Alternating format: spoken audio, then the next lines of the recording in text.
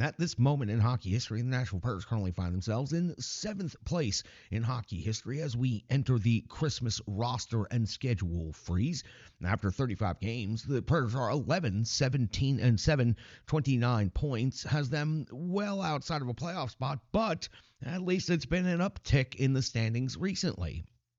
On the road, which is where the Predators' next game will take place, they have some significant improvements to make. They have a record of 3, 10, and 4 on the season. They've scored 84 goals. They've given up 107 goals. That's a goal differential of minus 23. The Predators' schedule resumes with a lengthy road trip, 6 games to count the first one in St. Louis that we'll be talking about here in just a moment. But let's update you on the Central Division standings at the Christmas break. The Winnipeg Jets are in first place with 51 points. The Minnesota Wild in second place, 5 points behind with 46. Then the Colorado Avalanche in third place with 42 points. The first team on the outside looking in of an automatic qualifying playoff spot is the Dallas Stars with 40 points and the Utah Hockey Club with 38 points. St. Louis is at 36, Nashville at 29, and in 8th place is the Chicago Blackhawks at 26 points.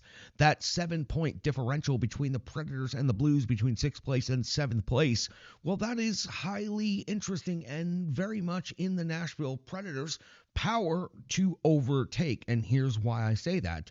In one of the more bizarre scheduling oddities that I've seen, this will be the first meeting of the season between the Nashville Predators and the St. Louis Blues coming up here when the schedule resumes after the Christmas break. That is right. Central Division rivals Nashville and St. Louis will not play each other for the first time until after Christmas this season.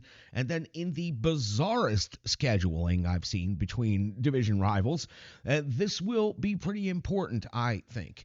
There are 8 total points available between the Predators and the St. Louis Blues. If the Predators can collect all 8 points, then obviously the 7 points there behind St. Louis would be erased just by the Nashville Predators head-to-head against St. Louis. Now, the other 3 games against the St. Louis Blues take place on March the 18th, when St. Louis will come to Nashville for the first time this season. And then on the 23rd of March, the Predators will go to St. Louis for the second and final regular season meeting there. And then on the 27th of March, Nashville will host the St. Louis Blues again. So in a span of 9 days, the Predators will play 3 times in March after only playing once all season, and that first meeting taking place, the one we're previewing now, just after Christmas. Just bizarre scheduling, but the Predators and the St. Louis Blues have 4 meetings head-to-head, and if the Nashville Predators have begun to turn things around, well, this next game becomes of significant importance. This next game in St. Louis is the beginning of a lengthy road trip that will see the Predators Monday in Winnipeg and Tuesday in Minnesota. Then on the 3rd of January in Vancouver, the 4th of January in Calgary, and the 7th of January in Winnipeg versus the Jets. Big-time, important Western Conference matchups right there on the board for the Nashville Predators. Now, the Nashville Predators do have an injury update. Cole Smith is going to be out for 4 to 6 weeks. The St. Louis Blues, we have mentioned already, in 6th place in the Central Division, have a record of 16, 16, and 4. 36 points is 7 points ahead of the Nashville Predators on home ice, which is where the next game will take place.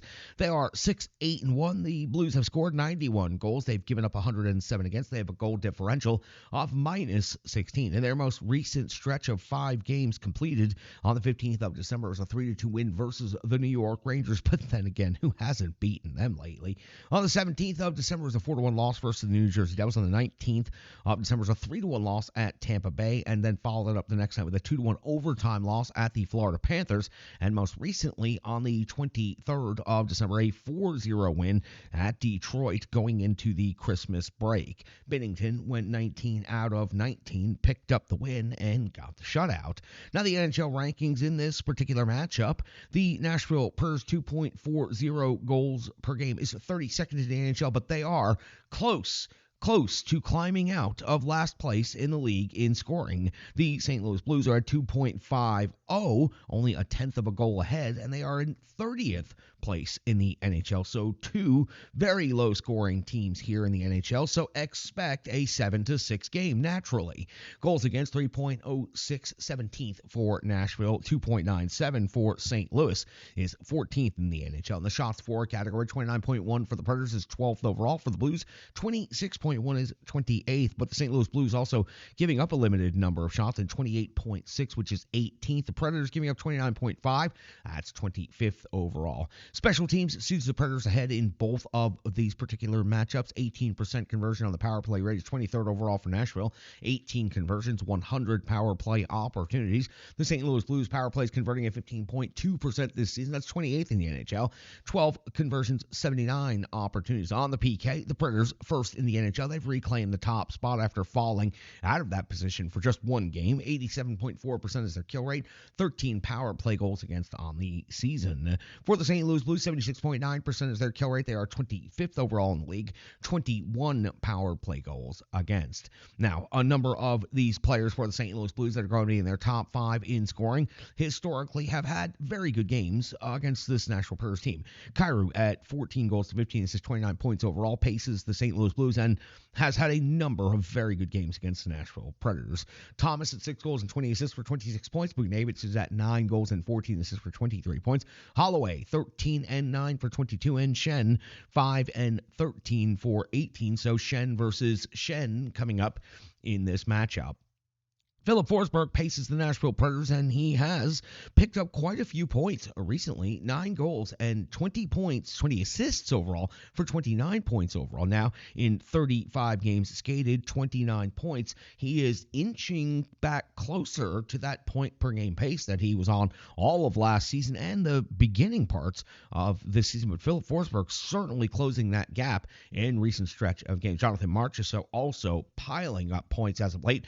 12 goals now to lead the Nashville Predators, plus 12 assists for 24 total points, second on the team. The captain, Roman Josi, back in the lineup, 7 goals, 17 assists, 24 points. Stamkos, a nice even 10 and 10 for 20. O'Reilly, 8 goals, 12 assists, 20 points overall. Anticipated goaltending matchup coming out of the Christmas freeze.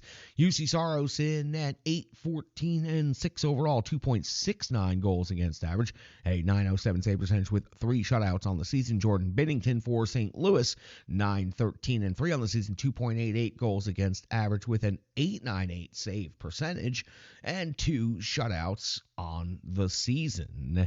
When it comes to this matchup, you are all set now. Nashville Predators, St. Louis Blues, the entirety of the NHL coming out of the Christmas break. You never know how it's going to go. Whoever gets off to a good start in these first sets of games after a couple of days off is obviously going to be a benefit of a better performance.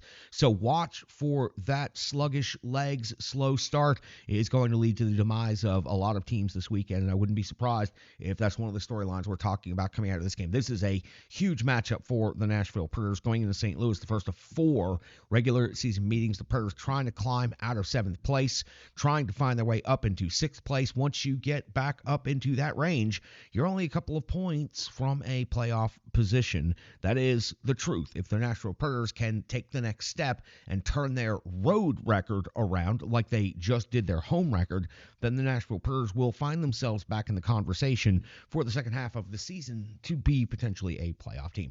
That's going to do it for the preview. Let's go back, talk about what happened in the last game before the Christmas break, and then we will do some analysis, box score, so much more. Close this episode out right here on the Renegades of Puck podcast.